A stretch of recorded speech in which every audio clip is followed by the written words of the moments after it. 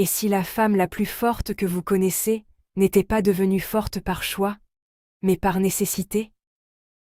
On admire ces femmes qui semblent pouvoir tout affronter. Elles ne demandent presque jamais d'aide. Elles gardent le contrôle. Elles donnent l'impression que rien ne peut les atteindre. Mais ce que la plupart des gens ignorent, c'est que cette force cache parfois une histoire silencieuse. Une histoire faite de déceptions, de promesses brisées, de blessures et de moments où, beaucoup trop tôt, une petite fille a compris qu'elle ne pouvait compter que sur elle-même. À partir de cet instant, quelque chose change. On cesse d'attendre. On cesse de demander. On apprend à survivre. Mais cette armure qui protège peut aussi empêcher de recevoir l'amour, de faire confiance et de vivre pleinement. Dans cette vidéo, nous allons découvrir pourquoi certaines femmes deviennent si indépendantes, comment les blessures de l'enfance continuent d'influencer leur vie d'adulte, et surtout pourquoi comprendre cette réalité peut transformer notre regard sur celles que l'on croit invincibles. Et restez bien jusqu'à la fin, car la dernière vérité est celle que la plupart des gens ne réalisent jamais. Ce n'est pas la force qui définit ces femmes, c'est ce qu'elles ont dû sacrifier pour l'obtenir. Derrière chaque femme forte et indépendante se cache une petite fille qui a été brisée, une enfant qui a dû apprendre à se relever et à ne jamais dépendre de personne. À première vue, cette phrase semble profondément inspirante.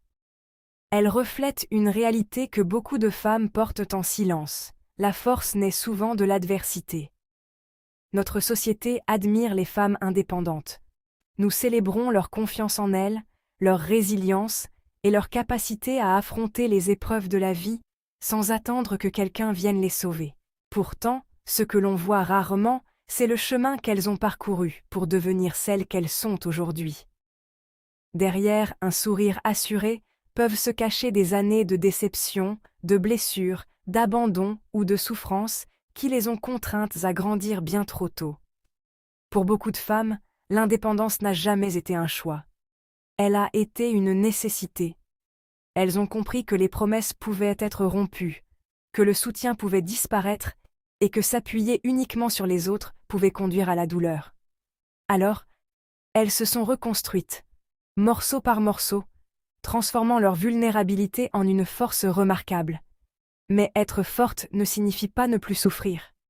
La petite fille qui vit en elle ne disparaît jamais vraiment. Elle continue d'aspirer à être comprise, aimée et acceptée sans condition. Elle se souvient des blessures qui lui ont appris à être prudente. La différence, c'est qu'elle a appris à se protéger tout en continuant d'avancer. La véritable force ne consiste pas à ne jamais avoir besoin des autres. Elle réside dans le courage de continuer malgré les épreuves. Elle consiste à refuser que les blessures du passé dictent son avenir, tout en acceptant les cicatrices qu'elles ont laissées. Il est également important de rappeler que toutes les femmes fortes ne sont pas devenues résilientes parce qu'elles ont été brisées. Certaines puisent leur force dans une enfance heureuse, des modèles inspirants, une famille aimante ou simplement dans leur détermination.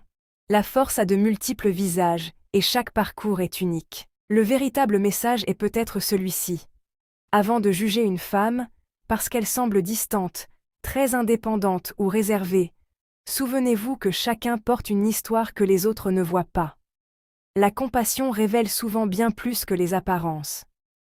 Chaque cicatrice raconte une histoire de survie. Chaque épreuve peut devenir une leçon. Et chaque femme mérite d'être reconnue non seulement pour la force qu'elle montre au monde, mais aussi pour le courage qu'il lui a fallu pour devenir la personne qu'elle est aujourd'hui. Car bien souvent, les personnes les plus fortes sont simplement celles qui ont refusé de laisser leurs jours les plus sombres écrire le dernier chapitre de leur histoire. Merci d'avoir regardé. N'oubliez pas d'aimer et de partager avec ceux qui pourraient avoir besoin de ces informations. Je tiens aussi vraiment à fêter mes 100 premiers abonnés. Alors, s'il vous plaît, aidez-moi à atteindre cet objectif en cliquant sur le bouton « S'abonner ».